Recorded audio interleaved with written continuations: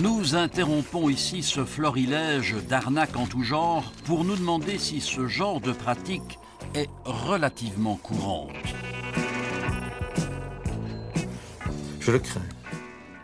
Je le crains, je n'en suis pas sûr, mais je le crains, j'ai peu d'éléments. Moi, je reçois quelques plaintes, je règle ça. C'est difficile à prouver, vous savez. C'est extrêmement difficile à puisque c'est du prouver. blanc qu'on peut nier. Totalement. Qu'est-ce que vous avez à dire à ce genre de choses? Un, c'est indécent. Deux, moi je suis confronté à ça dans ma vie maintenant de directeur d'institution de soins ou de médecin directeur. Il y a un certain nombre de médecins qui demandent des paiements parallèlement à la facturation centrale. Donc vous ne niez pas l'existence de tout ce que je viens de vous dire? Bien entendu. Qui est victime de ça? Tout le monde. Alors le malade parce qu'il paye et que son assurance ne le couvrira pas. Deux, le fisc, on en a déjà parlé. 3, l'institution, puisque ça échappe à la facturation par l'institution.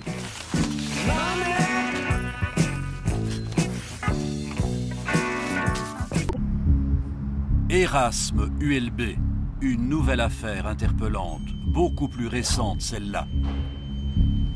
Décembre 2006, mobilisation générale à l'unité de transplantation d'organes. On greffe un foie à un patient albanais. Hélas, l'opération est un échec. Le malade atteint d'un cancer est trop métastasé. Il décède durant l'intervention.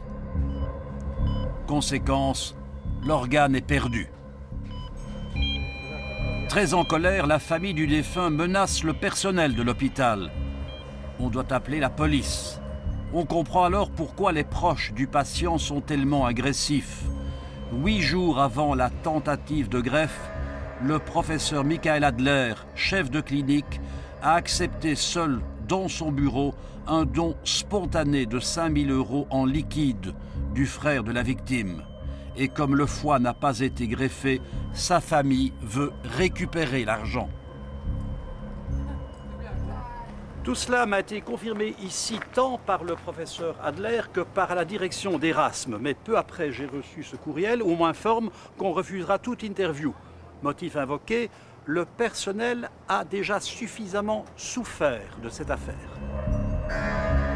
Les autorités d'Erasme affirment que ce don accepté par le professeur Adler n'a eu aucune incidence sur la décision de greffer le foie. Et toujours selon les instances de l'hôpital, le médecin aurait fait, je cite, une connerie. Connerie pour laquelle il a tout de même été suspendu durant 3 mois sans salaire et qui a provoqué son exclusion du service de transplantation. Le professeur Adler a finalement restitué les 5 000 € aux Albanais, mais pas lui-même. Il a chargé sa femme de rendre l'argent.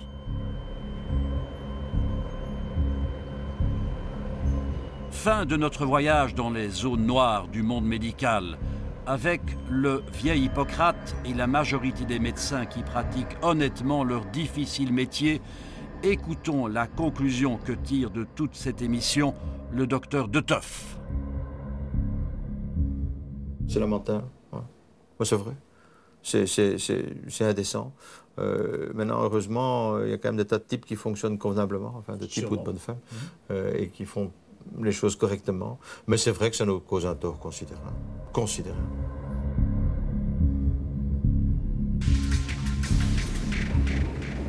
Fort heureusement, la plupart des praticiens ne se sont pas reconnus dans nos 2 enquêtes.